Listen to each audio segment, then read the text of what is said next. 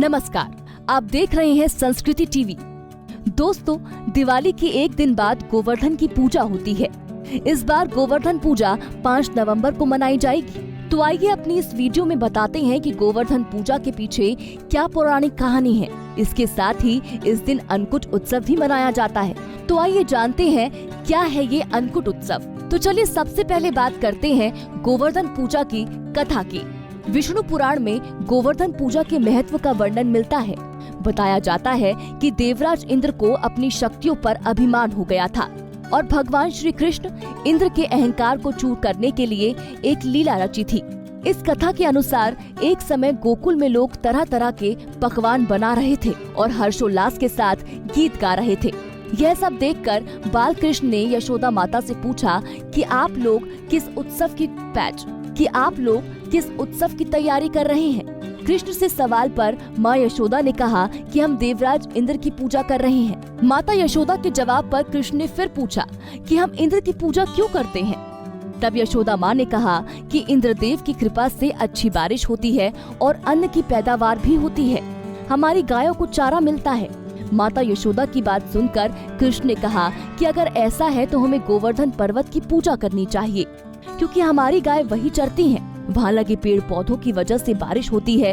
कृष्ण की बात मानकर सभी गोकुल वासियों ने गोवर्धन पर्वत की पूजा शुरू कर दी। यह सब देख देवराज इंद्र क्रोधित हो गए और अपने इस अपमान का बदला लेने के लिए मूसलाधार बारिश शुरू कर दी।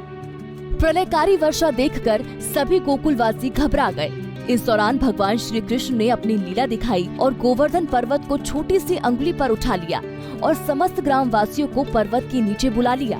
यह देखकर इंद्र ने बारिश और तेज कर दी, लेकिन 7 दिन तक लगातार मूसलाधार बारिश के बावजूद गोकुल वासियों को कोई नुकसान नहीं पहुंचा।